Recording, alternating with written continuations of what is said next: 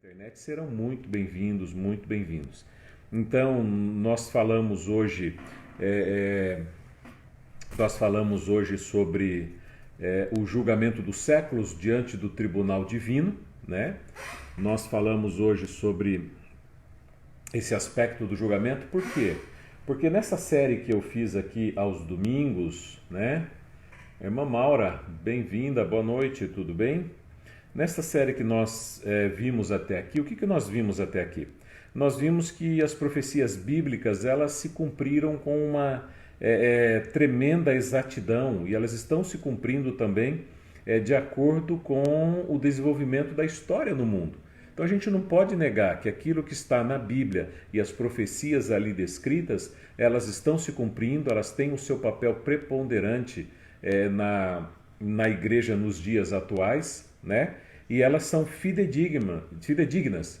E a história mundial tem comprovado isso, Nós vimos também que os sinais da vinda de Cristo são abundantes, são claros para que todos vejam, entendam e compreendam, principalmente nos dias que nós estamos vivendo aqui hoje, né? Então eu queria dar boa noite para a Nayara, para o Marcos, para o Gilmar, que estão chegando aí. Gilmar e Luzia, muito bem, boa noite, bem-vindos aqui conosco, né? Deus abençoe vocês. E o que nós vimos? Nós estudamos também nessa série que a maldade, as injustiças que estão neste mundo não vêm de Deus, não são da vontade de Deus. E Deus não se alegra com essas formas de injustiça, tá? Mas Ele vai colocar um fim nisso tudo muito em breve. Nós estudamos nos últimos 2 domingos, com muita calma, com muita paciência, o estado dos mortos, né? Nós vimos que os mortos não falam, os mortos não pensam e muito menos os mortos se comunicam com outras pessoas. Eles são impossíveis de trazerem um recado, uma mensagem para um ente querido que esteja vivo. Então a gente viu isso, que esse conceito de purgatório, de inferno, de céu, né, irmã Nice? Bem-vinda, boa noite, né? Deus abençoe você. Esse conceito, ele vem da mitologia grega. São conceitos mitológicos, né? De antigos, de antes de Cristo, também depois de Cristo, ali com Dante Alighieri, que foram incorporados na Igreja Católica Apostólica Romana para prender os seus fiéis pelo medo. Mas Jesus, ele entra na vida da pessoa e ele lança fora o medo. Ele não quer que a gente fique preso pelo medo, mas pelo amor, pela razão, pela consciência, né? Então nós vimos isso até aqui.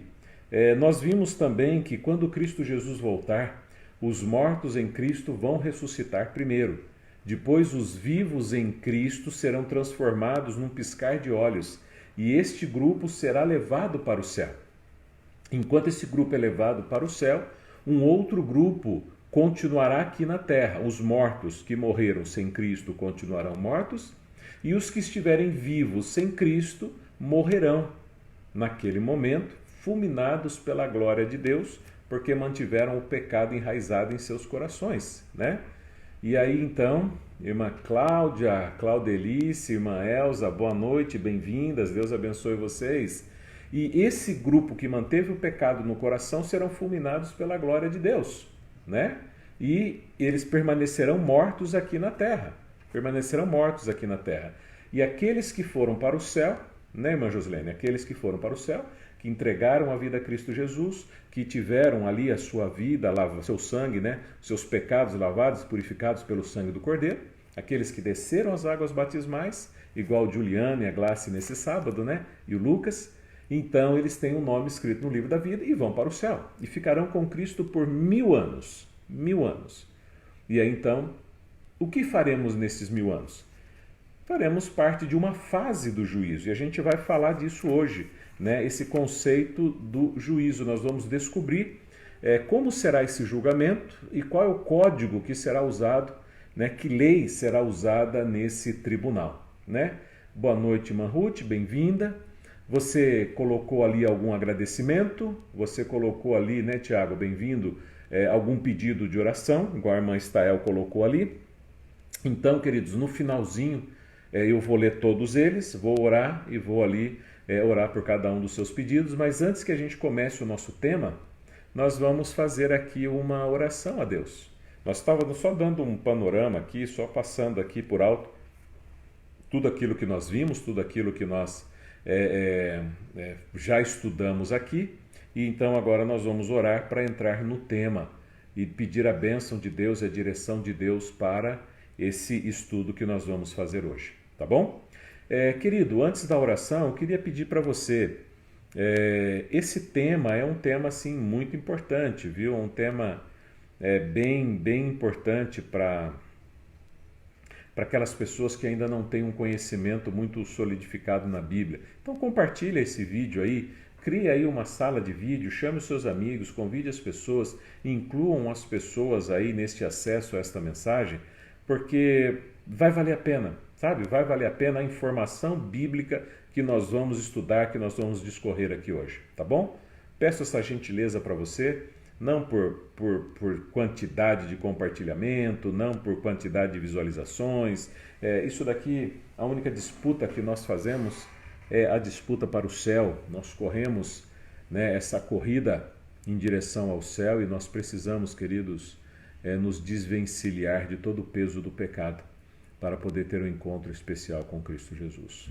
Então compartilhe essa mensagem, mande para algum amigo, chame, diga para essa pessoa que já começou ou diga para ela assistir depois, porque é importante demais esse tema para todo o ser humano que existe na face da terra. Vamos orar?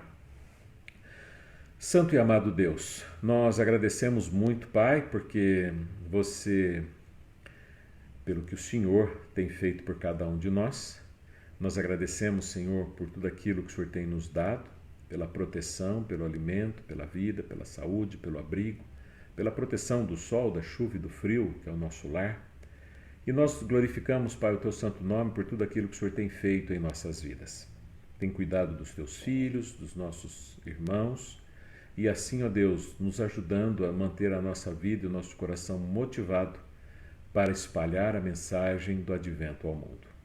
Que o Senhor coloque Tuas poderosas mãos sobre cada um dos Teus filhos que estão assistindo neste momento, aqueles que assistirão, aqueles que terão acesso a esta mensagem posteriormente, e que todas as famílias, ó Pai, sejam abençoadas e cuidadas por Ti.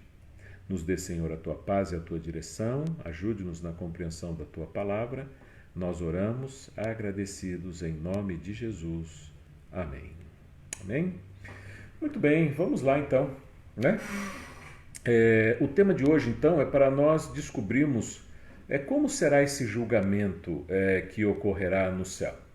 Qual que é o código, como que vai ocorrer? Por exemplo, aqui no Brasil, eu não entendo nada de lei, de repente aí alguém que entenda, mas basicamente nós temos o Código Civil, né, que trata dos direitos das pessoas, dos bens, das obrigações ali, na verdade com empresas e tudo mais. Nós temos o Código Penal, que é aquele que regula a pena, a gravidade de cada ato cometido contrário à lei de Deus, e eles são as bases para os julgamentos que são acontecidos aqui no nosso país, por exemplo. Mas agora, são códigos de lei, são códigos civis ali que são usados para que o julgamento ocorra e determine, né, a culpa ou a inocência de uma certa pessoa, né? O juízo divino, ele também é baseado, em um código, um conjunto de leis que também serve para culpar ou serve para inocentar a pessoa diante de Deus. E quando nós falamos de céu, de reino eterno, quando nós falamos que um grupo de pessoas serão levados para o céu, a gente precisa entender esse processo. Por quê? Né? Se a gente tem batido na tecla de um Deus justo, de um Deus imparcial, de um Deus amoroso, por que uns serão levados para o céu e outros não serão levados para o céu? A gente precisa entender o papel dele, o papel de Deus nesse processo, o nosso papel, né, para que a gente entenda se há justiça nesse processo ou não. Então veja, quando Jesus voltar e ele levar este grupo para o céu, as pessoas que forem para o céu, aqueles que forem levados para o céu, já foram julgados como inocentes. Já foram tidos como inocentes, senão não estariam indo para o céu, né? E o outro grupo que não foi, já foi julgado e tido como culpado. Por isso não foram levados para o céu e aguardarão a fase final do juízo divino, né? O juízo, o julgamento, o juízo de Deus, ele tem três fases. São três fases muito bem distintas, que é a fase do juízo investigativo, a fase do juízo comprovatório e a fase do juízo executivo, que será feita a execução de todo o juízo. Então veja, são essas três fases muito bem delimitadas. Quando Jesus ele foi para o céu, ele foi morto, passou ali o período do sábado morto na sepultura, ressuscitou no primeiro dia da semana, não que o dia da semana deveria ser um dia de culto, um dia sagrado, um dia especial, né? Mas sim aquele dia que ele passou descansando, aquele dia que ele passou ali inerte das suas obras na sepultura, o sábado, sim, é um dia especial. Mas ele ressuscita no primeiro dia da semana e não vai para o céu. Ele não vai diretamente para o céu. Ele permanece cerca de 40 dias aqui na terra. Se você olhar Lucas capítulo 1, verso 1 até o 3, nós encontramos essa informação lá. Então veja, quando ele foi para o céu, ele permanece no santuário celestial, né? Permanece no santuário celestial, que o santuário celestial, ali no livro de Hebreus e nos livros do Antigo Testamento, ele diz que tem dois compartimentos, o santo e o santíssimo. Ele permanece no compartimento santo até o ano de 1844. No dia 22 de outubro de 1844, Jesus ele passa do santo para o santíssimo. E é neste momento que começa a fase do juízo investigativo de toda a raça humana. Começa toda a raça humana. Então veja, quando nós olhamos, por exemplo, para o livro de 2 Coríntios capítulo 5, verso 10, nós entendemos que Paulo está dizendo ali o seguinte, que todos nós vamos comparecer diante do tribunal de Cristo para receber cada um o bem segundo o bem ou o mal que tiver praticado pelo meio do corpo. Ou seja, ricos e pobres, negros e brancos, altos e baixos, doutos ou iletrados, eles comparecerão diante do tribunal de Deus. E sabe o que é mais interessante? O mais interessante é que hoje, quando a gente olha para os noticiários, a gente olha para a política, a gente olha para a televisão e a gente não consegue entender, né? Hoje a gente vê uma briga muito grande com o tal do STF aí, e eu vejo alguns jornalistas falando, né? Manda prender gente que não deve, mas quem deve está solto. E fica aquela briga toda e tal, né? Figurões políticos trocam favores e o Supremo solta todos os corruptos estão praticamente soltos, que já foram condenados em primeira, segunda instância, estão soltos por aí. E alguns inocentes estão presos, pessoas que não passaram por isso ainda. Então é uma bagunça danada. E quando nós comparamos com o juízo divino, nós vamos descobrir que o juízo divino ele não tem possibilidade de suborno, de injustiça ou qualquer forma de prevaricação. Será definitivamente o julgamento mais justo de toda a face da terra. Nós, no livro ali de Eclesiastes, capítulo 12, verso 14, nós lemos o seguinte, que Deus, no dia do juízo, ele vai trazer a juízo toda a obra humana, toda a obra, tudo, até mesmo aquilo que está escondido. Eu acho que você, quando foi criança, fez muita coisa escondida do pai e da mãe. Eu já fiz também. Às vezes a gente queria fazer alguma arte e fazia escondido, né? E quando você tem criança pequena em casa, e às vezes eles estão muito quietinhos e você chega quietinho, você pega ali a criança fazendo alguma arte. E às vezes eles até se assustam, né? Mas por quê? Todo mundo faz alguma coisa escondida. Por que Deus está falando isso no livro de Eclesiastes? Porque não haverá nada, querido amigo, querido irmão, que Deus não vai trazer a juízo. Sabe aquilo que você fez naquela noite mais escura, naquele quarto mais escuro, com a porta fechada, 7 chaves, onde você julgou que ninguém estaria vendo? Está registrado. Está registrado. Deus sabe todas as coisas, está tudo marcadinho e todas as coisas serão trazidas à tona para que a gente ocorra, para que a gente tenha acesso então a essas informações e o juízo proceda, né, da melhor maneira possível. Então, tanto 2 Coríntios quanto a Eclesiastes capítulo 12, que eu citei, deixam claro que nesse julgamento divino, todo ser humano são os réus.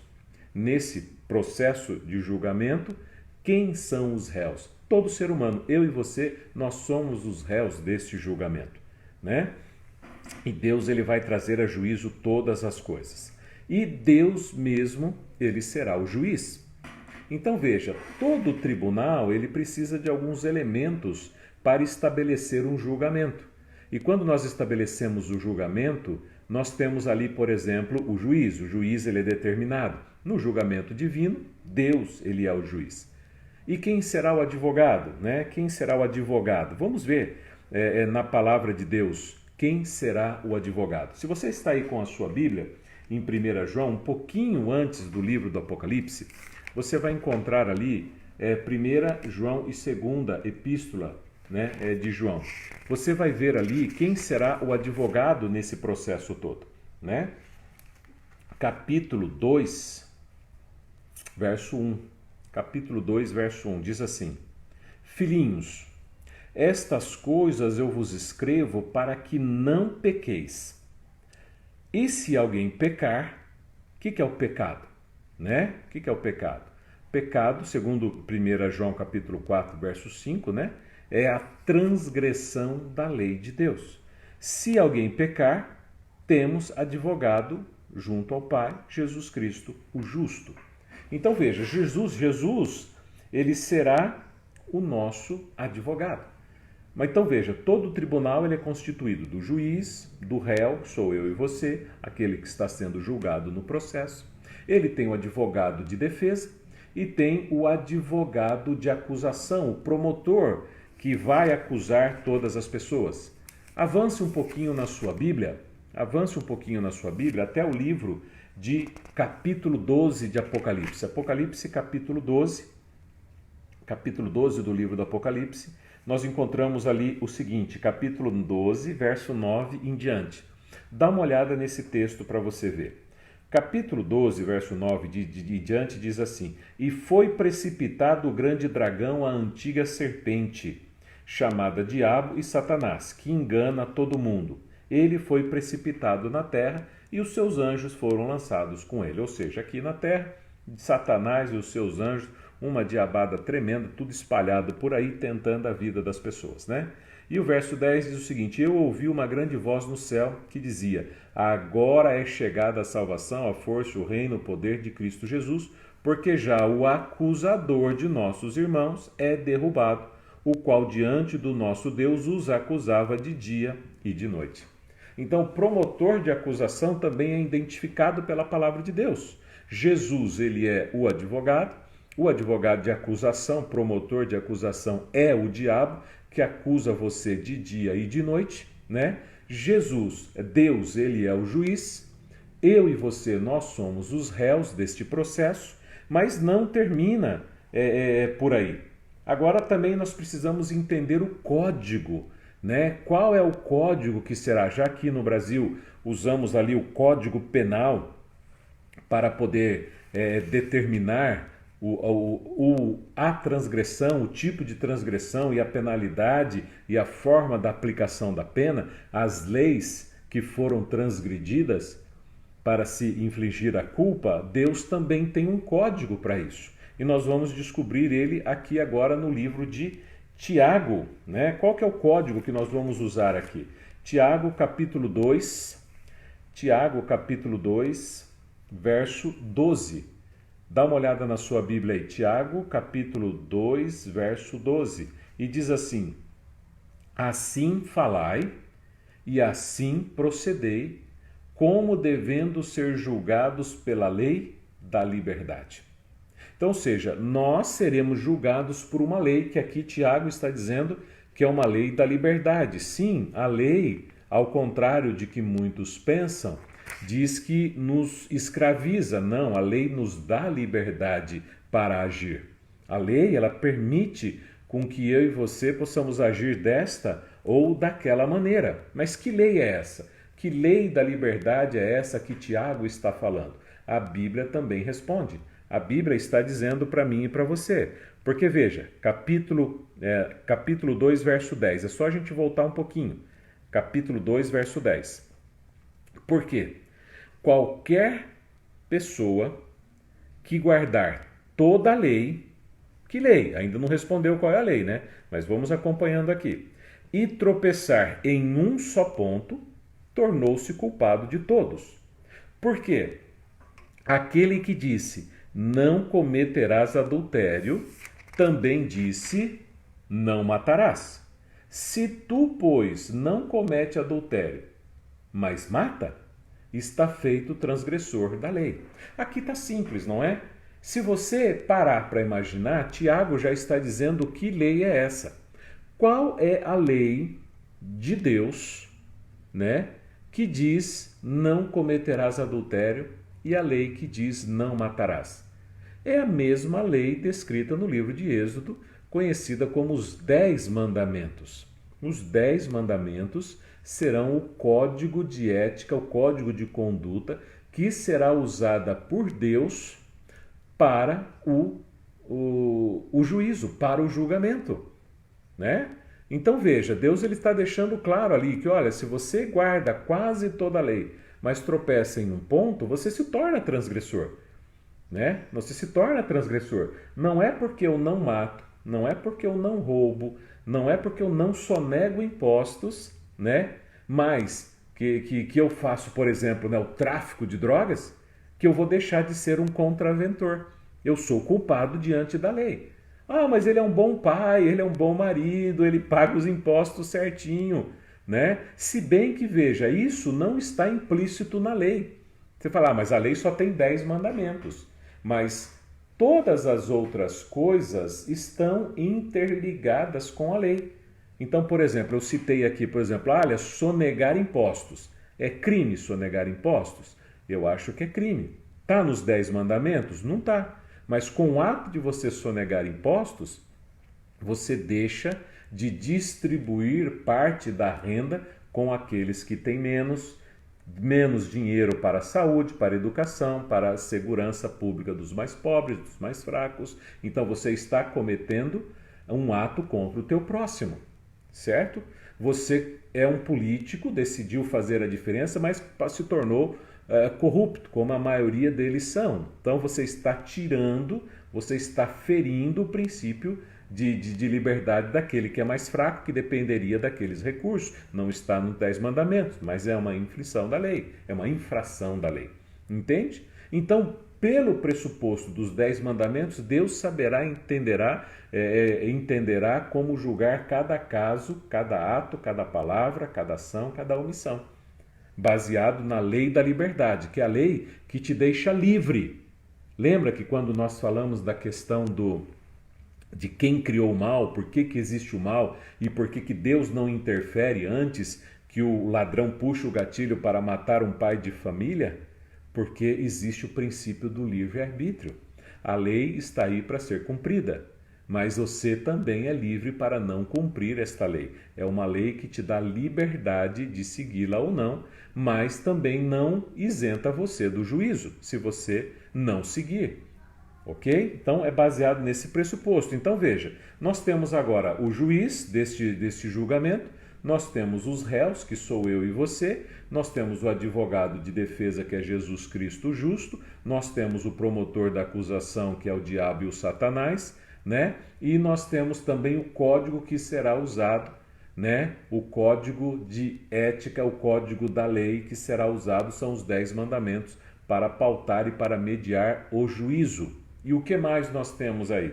Nós temos também agora os autos do processo, né? Eu não sei se é esse mesmo termo que a gente diria, mas os autos do processo são o quê? São aquele monte de papel que está marcado tudo, sabe? Cada depoimento que a pessoa dá, fica aquela mulher digitando tudo assim, ó, e parece que tem 220 nos dedos, digita rapidinho lá, os autos do processo.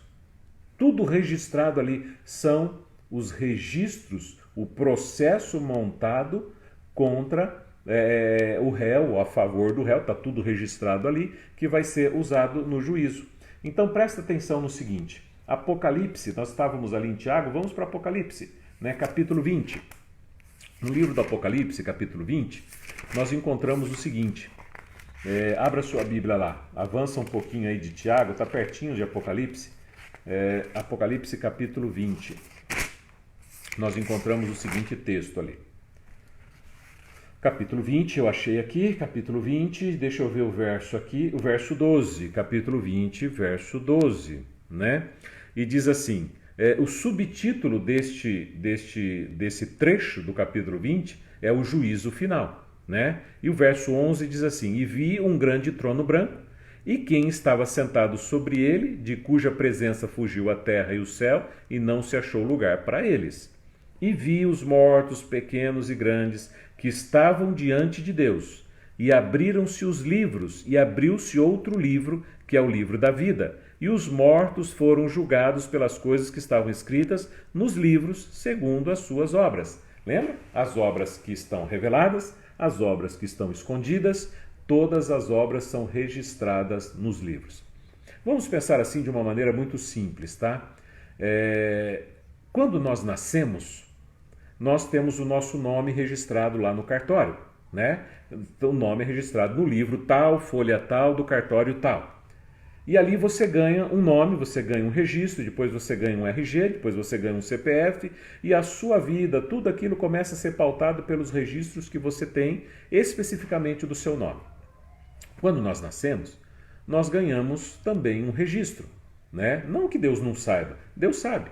Nós ganhamos um registro de existência, e ganhamos duas coisas mais. Eu gosto de pensar assim, tá? Ganhamos, vamos dizer assim, dois anjos. Um anjo que vai te guardar, é aquele anjo que você vai dar trabalho para ele, que você vai desde criança fazer arte, fazer traquinagem, você vai aprontar todas e teu anjo vai ter trabalho com você. E tem também um outro anjo, o anjo que a Bíblia menciona como anjo relator.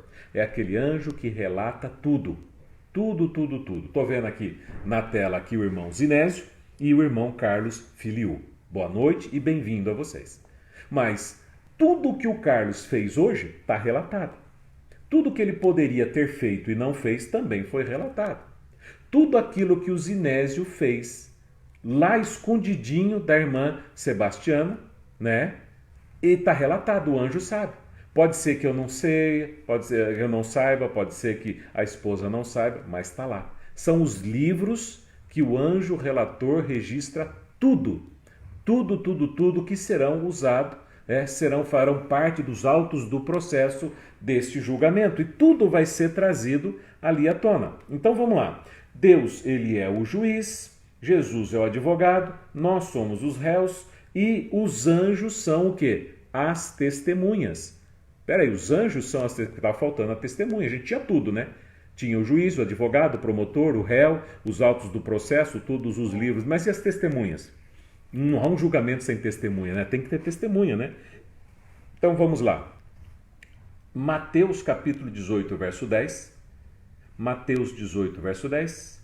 Daniel 7, verso 10. Diz que os anjos de Deus são as testemunhas. São os anjos de Deus que testemunham a cada ato tudo que nós fazemos e deixamos de fazer.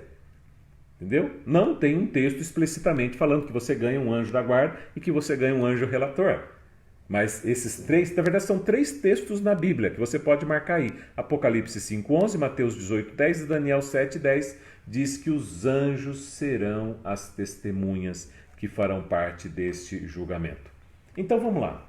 Se o juízo divino ele é composto de três fases, a fase do juízo investigativo, a fase do juízo comprobatório e a fase do juízo executivo, né? Esse juízo investigativo é a fase que nós estamos vivendo agora, é a fase que nós vivemos hoje, é chamado também de juízo pré-advento, ou seja, é o juízo pré-advento de Cristo Jesus. É antes que Jesus volte. Por que é importante que esse juízo aconteça agora? Porque é agora que determina quem será levado para o céu, para os 1000 anos, e quem não será levado para o céu. É importante que esse juízo aconteça agora. Então veja, nós temos dois textos que nós precisamos ler. dois textos que nós precisamos ler. O primeiro deles é em 1 Pedro. Você está em Apocalipse? Volta um pouquinho. Volta algumas páginas e vá até 1 Pedro 4:17. Depois a gente vai voltar para Apocalipse de novo, tá? Então veja. Pastor, você já estava em Apocalipse, por que não leu Apocalipse para depois ir para Pedro? Não, quero ler Pedro primeiro, depois a gente volta para Apocalipse, tá bom? 1 Pedro 4:17. Vamos lá. 4:17 diz assim: porque já é tempo que comece o julgamento pela casa de Deus. E se primeiro começa por nós, qual será o fim daqueles que são desobedientes ao Evangelho de Deus? Ou seja, o juízo de Deus ele começa por você, por aquele que um dia aceitou a Cristo Jesus como Senhor e Salvador. Por aquele que um dia entregou a vida a Jesus e pressupõe que ele é um cristão. É aquele que carrega o nome de cristão sobre suas costas. É aquele que diz que aceitou. Então, todos eles passarão pelo juízo. Por quê? Porque pode ser que alguém tenha aceitado a Cristo, mas não esteja vivendo os princípios de Cristo. Tenha aceitado a Jesus, mas tenha abandonado a Jesus. Depois você dá uma olhadinha lá no Evangelho de Mateus, no capítulo 7, e você vai descobrir que Jesus ele fala, capítulo 7, verso 21, se eu não me engano, que um número tremendo de pessoas vão olhar para Jesus vindo nas nuvens do céu e vão perguntar: Senhor, Senhor, por que eu não estou indo para o céu? Em teu nome eu fiz milagre? Quem faz milagre? É o crente ou é o ateu? É o crente. Em teu nome eu não fiz cura? Quem é que faz cura aí? É aquele que é crente ou aquele que é descrente? Em teu nome eu não fiz profecias? Então, ou seja, um grupo de pseudo-cristãos carregam a Bíblia embaixo do braço, devolve dízimo, anda na igreja, vai no culto, vem do culto, fala de Deus, deixa de falar de Deus, mas Jesus vai falar para eles explicitamente: apartai-vos de mim, porque eu não vos conheço. Por que esse grupo tremendo de religioso vai ser deixado de fora? Porque não fizeram a vontade do Pai. Se você vê o verso 19, verso 20 do capítulo 7, você vai ver que eles não fizeram a vontade do Pai. É o que Pedro está dizendo aqui agora. Não obedeceram ao Evangelho. E o Evangelho tem muita coisa que precisa ser obedecida, que tem um monte de crente que não obedece. O Evangelho tem muita coisa que diz para que eu faça e você faça, e tem muito crente que não faz. Então é simples. Eu não estou julgando ninguém. Quem vai julgar é Deus. Deus é que vai julgar. Aí vai chegar para o crente fala: não, Senhor, mas eu dei dízimo, eu preguei, eu fiz cura. Mas Deus vai falar: filho, mas tinha mais coisa para fazer. Cadê os princípios de alimentação que eu pedi para você resguardar e você não resguardou? Não, mas é que não contamina o que entra pela boca, Senhor, larga a mão disso. Mas e o dia especial que eu falei para você guardar? Não, mas é que isso daí foi abolido, isso daí era só para os judeus, esse negócio de velha dispensação. Por que não estarão no céu? Não estarão no céu porque não fizeram a vontade do Pai. Não fizeram a vontade do Pai. Entende? Então, a gente tem que entender que é o seguinte: está tudo registrado, irmão. Está tudo registrado. Legal? Isso é duro, né? Não é fácil, não. Vamos para o outro texto, então. Apocalipse 14, verso 7. Agora você volta lá para Apocalipse de novo. 14, verso 7. Né? E a gente vai entender aqui 14, verso 7. O que diz lá?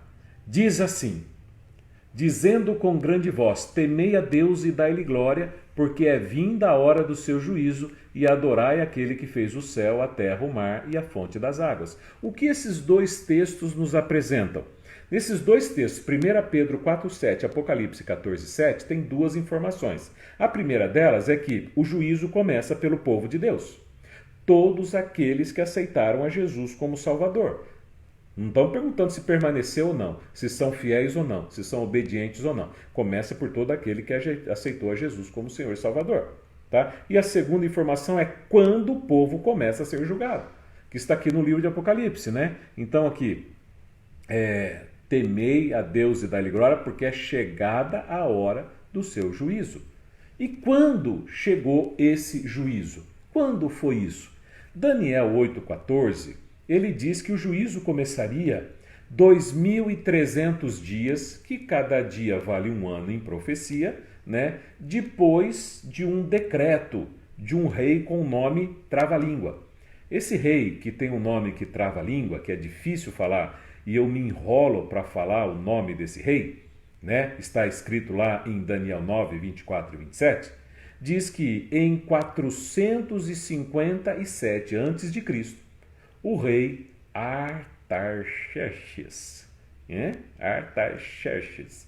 Eu sei o nome, eu sei escrever, mas eu tenho dificuldade para falar, porque a minha língua não dobra o suficiente para falar Artaxerxes, ok? Esse é o nome do rei, que 457 emitiu o decreto para a reconstrução e restauração de Jerusalém. E Daniel disse que o juízo começaria 2.300 anos depois disso, que dá em 1844. Em 1844, começou o tempo do juízo de todos aqueles que aceitaram a Cristo Jesus como Senhor e Salvador. E eu fico imaginando, irmão, sabe, na minha cabecinha aqui, na minha cachola, eu penso o seguinte: em 22 de outubro de 1844, Jesus sai do ambiente santo do santuário celestial e passa para o Santíssimo, né, para se cumprir a tipificação do dia do juízo, o Yom Kippur, né, a purificação do santuário que ocorria uma vez por ano no antigo Israel. E aí então ele começa a fase do juízo investigativo ali. E qual, na minha opinião, qual foi o primeiro nome que ele avaliou? Eu imagino que o primeiro nome que ele avaliou tenha sido o nome do primeiro justo que morreu na face da terra. Quem foi o primeiro justo que morreu na face da terra? Abel. Abel era temente a Deus. Abel havia feito o sacrifício de acordo com a ordem de Deus. Abel amava a Deus e fazia as coisas de acordo com a vontade de Deus. E eu imagino que ele tenha sido o primeiro nome. E aí então os anjos que acompanhavam a vida de Abel, acompanhavam a vida de Caim também, pegou ali os livros e falou: Senhor Jesus, aqui ó Abel aqui ó, justo, temente a Deus, o sacrifício que ele, a oferta que ele fez refletia a fé em teu sacrifício, no teu sangue, na tua aliança, e ele morreu, foi assassinado naquele momento, crendo em teu sacrifício. Ok, então Jesus vai dizer: maravilha, esse daqui vai estar na ressurreição quando eu voltar então. Vai ser ressuscitado. E assim sucessivamente, nome por nome, morto por morto, né? Porque os mortos não estão lá no céu, senão estaria perturbando a vida de Jesus naquele momento, né? O que vai estar fazendo lá se não foram julgados ainda? Então estão tudo morto no pó da terra, nome por nome. Acabou os mortos? Aí vai para o vivo. Aí vai para o tal do Wilton. Ah, rapaz, miséria. O que eu vou ver do livro aqui? E aí vai ser um monte de livro, gente. Um monte de livro. Os anjos relataram tudo o que eu fiz, tudo que eu deixei de fazer. Jesus sabe aquilo que eu pensei, aquilo que eu deixei de pensar, aquilo que, né, a gente pode deixar de ter feito. Enfim, é um monte de... Está tudo registrado lá. Está tudo registrado lá. E baseado nos registros, pecado, isso tem um monte. Pecado tem de monte ali, viu, irmãos? Tem muito pecado ali, viu? Pecado demais registrado lá. Tem muito pecado mesmo, tá? Mas a partir do momento que a gente aceita Cristo Jesus e busca a remissão dos nossos pecados no sangue do Cordeiro, o sangue do Cordeiro nos limpa, nos lava e nos purifica de todo mal. E mesmo que eu não seja justo, Jesus me declara justo, é a justificação pela fé. O que é justificação pela fé? É pegar um pecador miserável como eu e olhar para Satanás que me acusa de dia e de noite e falar: rapaz, o Wilton não presta não, o Wilton não serve não, o Wilton não merece o céu, o Wilton é gente ruim, é complicado esse homem aí, esse camarada aí é pecador, não dá para ir para o céu.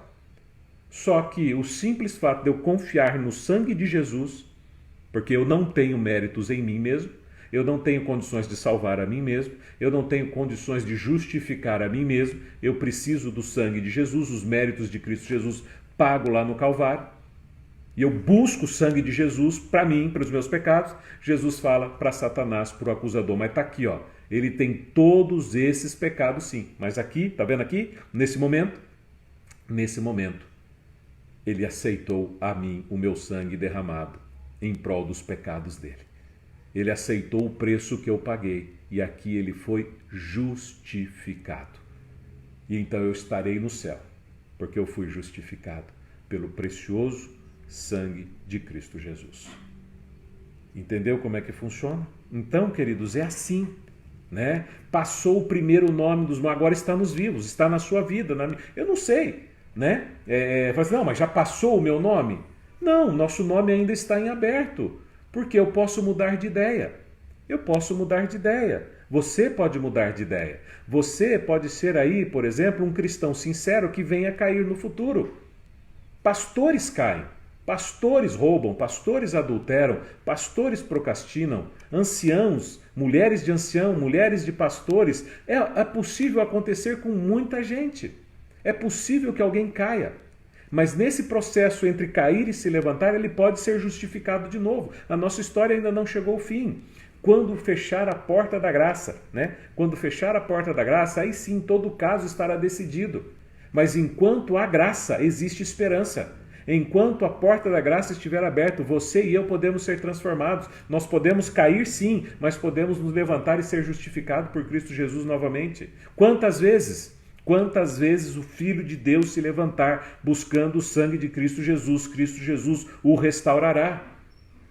Aonde que tem uma quantidade na Bíblia? Eu só posso pecar 3 vezes. Não estou dizendo para você sair pecando, né, meu filho? Mas eu estou dizendo o seguinte, que não há uma quantidade. E pode ser que alguém que nunca aceitou a Cristo Jesus, aceite Jesus. Então nós estamos no período do juízo investigativo. As nossas vidas estão sendo investigadas. É o juízo pré-advento.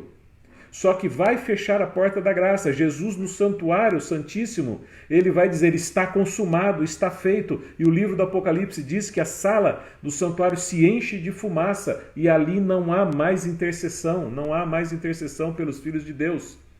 Acabou a graça para o homem e para a mulher.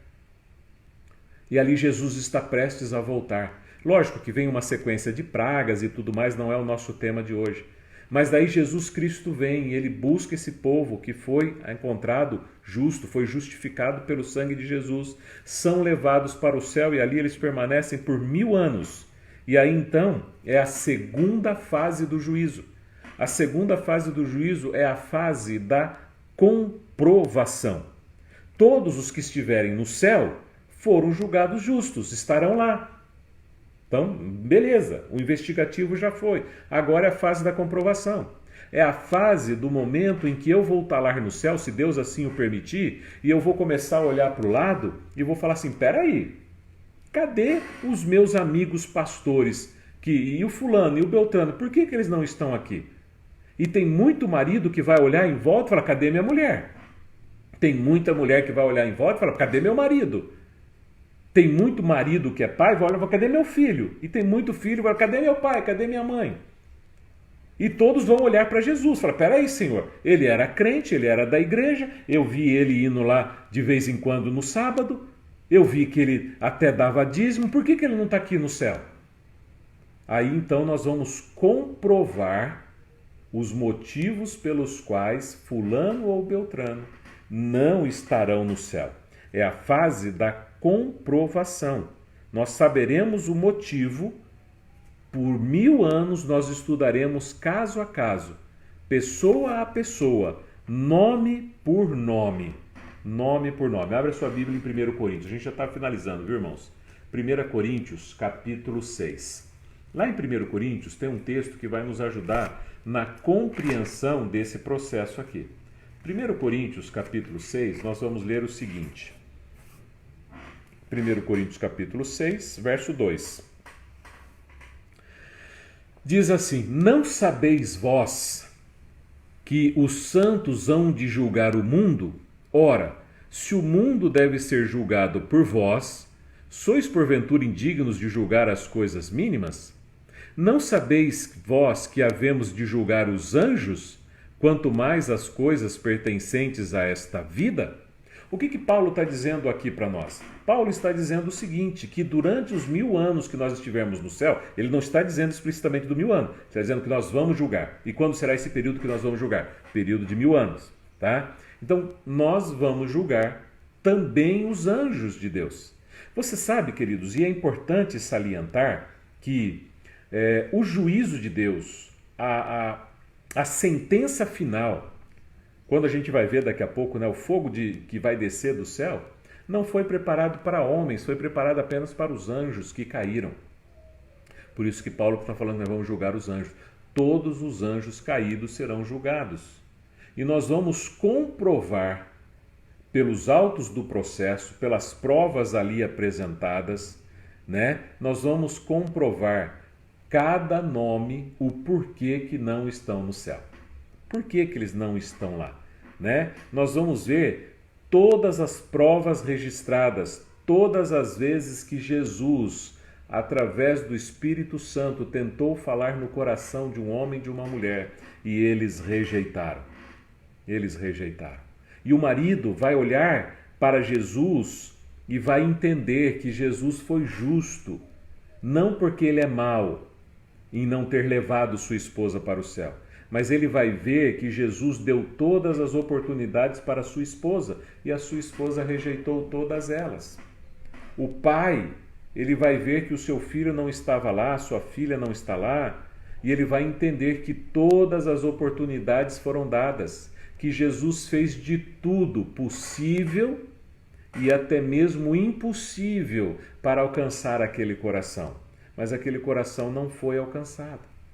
No final das contas, a gente vai perceber, e nós vamos ver, todos nós vamos ver, as mãos de Jesus, os pés de Jesus e a cena do Calvário, a cena da crucifixão, do sangue derramado pelos pecados da humanidade, ficará impressa na nossa mente, que nós não vamos ter como negar o fato de que, se o sacrifício de Cristo Jesus não foi suficiente para tocar um coração, dificilmente alguma outra coisa tocaria. E nós reconheceremos a justiça. Ali nós comprovaremos que a justiça foi feita. Nós vamos ver que Jesus, o advogado, fez tudo o que pôde e que o juiz justamente deu tempo e oportunidade para aquele coração. E aí então não teve alternativa. Certos e convencidos de que o julgamento foi justo, convencidos de que ali realmente Deus ele tratou cada caso com particular carinho e atenção, nós vamos para a terceira fase do juízo, que é a fase do juízo investigativo, a fase do juízo comprovatório. O investigativo, comprovatório, comprovamos que Deus foi justo, que as pessoas tiveram oportunidade, né? Mas rejeitaram, e então vai para a fase final do juízo, o juízo final, que é o juízo executivo. Terminados 1000 anos, a cidade santa desce do céu para a terra, e os ímpios são ressuscitados. Satanás reúne aqueles ímpios ressuscitados, de Gog a Magog, de todos os cantos da terra, para pelejar, para sitiar, para saquear a cidade santa. Certo? A gente vê, na verdade, que o inimigo continua tentando e os ímpios continuam rejeitando a Deus. Até mesmo quando a Nova Jerusalém desce, todos estrupiados, ressuscitados, malacambúzios, doentes do jeito que morreram, vão tentar ainda ir contra Deus e contra a igreja de Deus. Por isso não estão no céu. Por isso não foram levados para o céu, porque foram contrários aos princípios de Deus e até no último momento vão tentar atacar a cidade de Deus. Agora veja para mim o verso 25 de Mateus. 25 de Mateus, capítulo 41, diz assim, eu já puxei aqui certinho quase no capítulo. Capítulo 25, verso 41, diz assim. Vamos ver se é esse texto aqui mesmo, né? Então Jesus dirá também aos que estiverem à sua esquerda: apartai-vos de mim, malditos, para o fogo eterno, preparado para o diabo e seus anjos. É esse texto que eu queria dizer para vocês. O fogo do juízo final não foi preparado para homens. O fogo não foi preparado para mulheres. O fogo não foi preparado para jovens. O fogo foi preparado para o diabo e os seus anjos. Deus nunca desejou que os seus filhos fossem condenados. Deus nunca esperou que eu e você ou qualquer um dos nossos queridos pudéssemos perder a nossa salvação e ser queimados no fogo que descerá do céu, porque esse fogo não era para nós. Você entende? A cruz que era sua, Jesus tomou para que você fosse livre da cruz e que também você se livrasse de um fogo que não era seu. Só que Jesus tomou o lugar de muitas pessoas na cruz que não era dele. E essas pessoas vão merecer e vão receber um fogo que não era para eles. Porque o fogo foi preparado para o diabo e para os seus anjos. Jesus nunca planejou que o homem fosse ali condenado. Jesus nunca planejou que o homem fosse ali destruído. E para encerrar, querido irmão, o último texto desta noite, Apocalipse capítulo 20. Vamos voltar lá de novo. Vamos voltar para Apocalipse capítulo 20. Poxa, pastor, o senhor vai e volta na Bíblia, né? A Bíblia é assim, irmão. É um pouco aqui, um pouco ali, a gente vai construindo o nosso pensamento através da beleza da revelação de Deus. Apocalipse capítulo 20, verso 8 e verso 9 diz assim: E então Satanás sairá... o verso 7 diz: E acabando os 1000 anos, Satanás será solto da prisão, os ímpios ressuscitaram. E sairá a enganar as nações que estão sobre os 4 cantos da terra, Gog e Magog, cujo número, preste atenção nisso, irmão, cujo número é como a areia do mar para juntar em batalha. Você consegue imaginar que esse texto está dizendo o seguinte: o número de homens e mulheres que serão perdidos serão como a areia do mar, para receber um fogo que não foi preparado para eles. Um fogo que era destinado somente ao diabo e aos seus anjos. Não era para homens. E estes homens, mulheres, jovens, serão como areia do mar. Eles subiram sobre a largura da terra. Entende isso? É tanta gente, mas é tanta gente, que eles foram contra as Nova Jerusalém pela largura da terra. Cercaram o Arraial dos Santos, porque era gente de todos os lados, de norte a sul, de leste a oeste, de Gog a Magog. E então eles cercaram o Arraial dos Santos, a cidade amada, e Deus desceu fogo do céu e os consumiu a todos. Deus desceu fogo do céu e consumiu a todos. Essa é a execução final do juízo. Porque Deus é mau? Não. Porque enquanto nós estamos vivendo hoje, ainda houve e há graça. Desde o dia em que Deus criou os homens e as mulheres, desde que o primeiro casal pecou, a partir daquele momento, Deus instituiu um tempo de graça. Um tempo de graça para que Adão e Eva pudessem buscar nele a solução para o pecado. Adão e Eva tentou dar um jeito no pecado deles e buscaram folhas de figueiras para fazer roupas para cobrir a sua nudez. Deus disse: não, filho, não é assim que se resolve. A solução para o problema que você está enfrentando é pelo sangue de um cordeiro inocente. E desde o Éden, Deus ofereceu a solução para o pecado do mundo. O povo de Israel viveu, nasceu e cresceu, olhando para o Cordeiro de Deus que tiraria o pecado do mundo. Jesus veio a esta terra, João apontou para Jesus. Este é o Cordeiro de Deus que tira o pecado do mundo. Os evangelhos nos apresentam a Cristo Jesus como Cordeiro de Deus que tira o pecado do mundo. E ainda a porta da graça está aberta. Ainda há tempo de salvação. Ainda existe esperança para mim e para você, para que nós possamos converter o nosso coração dos maus caminhos, para que a gente possa buscar a Deus, para que a gente possa transformar a nossa vida e poder estar no céu. O fogo que descerá do céu não foi criado para você e para mim. Não foi criado para os seres humanos, mas haverá seres humanos como a areia do mar. A grande pergunta é: não precisamos saber a quantidade, não precisamos saber quantos serão. A Bíblia diz: são como a areia do mar, cobrirão a extremidade da terra. Mas a pergunta não é quantos são, é saber se você estará lá ou não.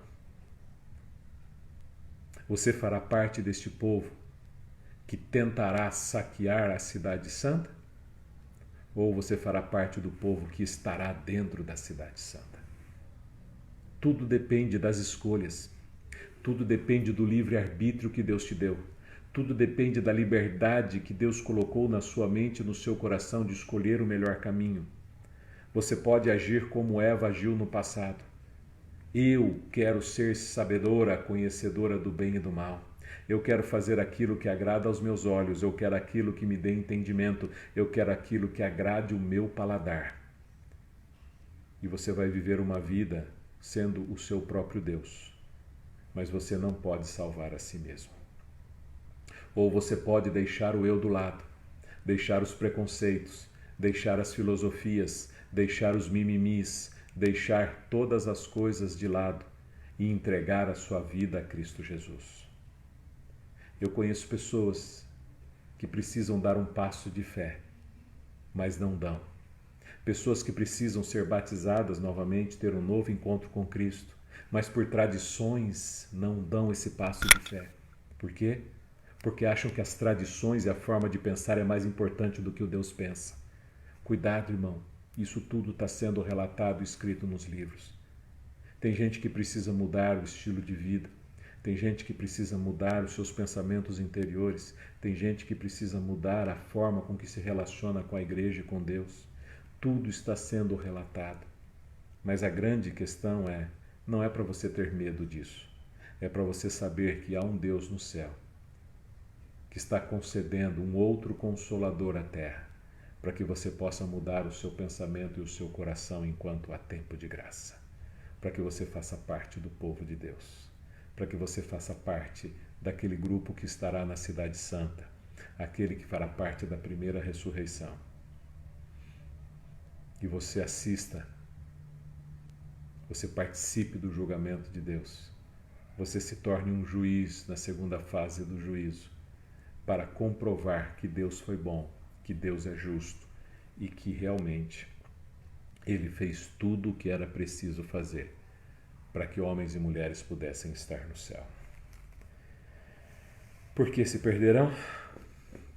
Porque simplesmente desejaram seguir os seus próprios corações. Querido irmão, querida irmã, se você encontrou nessa mensagem, de alguma maneira, uma referência que possa ser compartilhada com alguém que você ama, compartilha. Envie esta mensagem.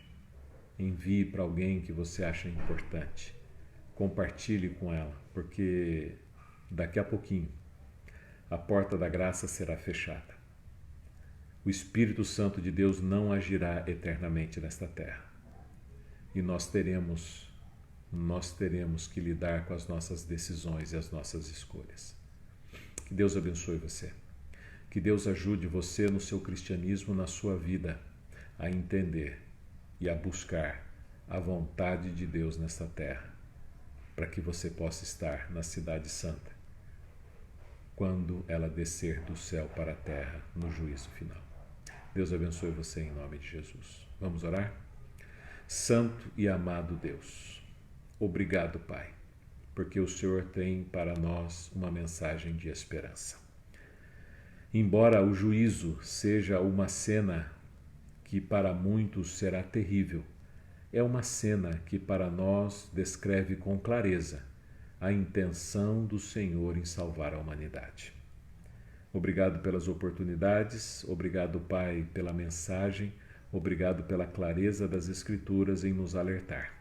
Que o Senhor Deus nos dê, Senhor, sabedoria, discernimento e disposição para vivermos a nossa vida nesta terra, priorizando o céu. Em nome de Jesus nós oramos e suplicamos as tuas bênçãos para os teus filhos. Amém. Amém? Deus abençoe, viu, meu irmão? Deus abençoe você. Deixa eu ver quem que está por aqui para mim dar um oi. Reni. Muito bem, Reni. Boa noite. Eu não tinha falado com você ainda, né? Sim, irmão Carlos. Deus fez toda a provisão para a nossa salvação, né? Quem está aqui?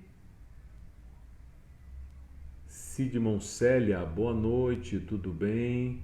Ó, a Ruth Santana aqui também, boa noite. Ernesto, você tá por aí ainda, Ernesto? Maravilha, meu irmão. Boa noite, irmã Neuza, tudo bem? Como é que vocês estão aí? Zinésio, já falei oi. Irmã Elizabeth, boa noite. Claudionor, como é que vai? Tudo bem aí? Firme? Maravilha. Que bom. Joseli, tudo bem, irmã Joseli? Como é que você tá? E aí, irmão José, firmão aí, sua alegria? Muito bom, irmã Ruth, também já falei oi, né? Joslene, falei oi. Claudelice. Eu acho que eu falei oi para todo mundo aqui, né? Que já deu um sinalzinho aqui, que já comentou aqui. Maravilha, que Deus abençoe você, que Deus dê uma semana abençoada para você, em nome de Jesus. E, opa, o Fábio não tinha falado oi ainda. Bom, Fábio, maravilha. Bom te ver aqui também, viu? Irmanice, eu já falei oi, Rani. E a Gisele Justo, amém. Muito obrigado você, minha irmã, por estar aqui conosco, viu? Por estar aqui conosco. A Maelda, tá por aí também, Maelda? Maravilha, boa noite. Deus abençoe você, né? Tamo junto, viu, irmã Reni? Tamo junto. Quando nós encerrarmos essa série aqui, como eu falei, né? Nós vamos, domingo que vem é o penúltimo, depois vem o último. E aí nós vamos começar a transmitir, se Deus permitir. Se não houver um decreto contrário, nós vamos respeitar os decretos da prefeitura, né? Com certeza. Se não houver um decreto contrário com o fechamento das igrejas, nós vamos, se fechar, nós vamos obedecer, né? Nós vamos seguir as orientações, sim. Nós somos um povo ordeiro, nós somos um povo organizado, nós somos um povo respeitador das leis que precisam ser respeitadas. Então nós vamos fechar as igrejas se a lei disser para fechar, ok? E se a lei disser para continuar abrindo e funcionando sobre os critérios, nós vamos seguir os critérios, né? Mas eu gostaria de voltar às atividades na igreja, tá bom? Seja 2 ou seja 3, pregamos da igreja e transmitimos ali via Facebook de cada igreja. Mas se você puder, irmão, se você tem idade para isso, vá para a igreja, sabe? Vá para a igreja. Não tô, pastor, está orientando descumprir o isolamento? Não, o decreto está permitindo. Se o decreto permite, é porque há segurança por parte do Ministério de Saúde, da Prefeitura, do Governo do Estado, para que a gente se sociabilize. Então eu digo para você, vamos nos reunir, vamos para a igreja, com máscara, com álcool gel, com toda a limitação de distância, sem abraço, sem cumprimento, mas você está na igreja fortalecendo a casa de Deus, está fortalecendo a sua fé, está exercendo ali a sua fé, sendo um exemplo positivo para a comunidade, tá bom? Deus abençoe você, em nome de Jesus.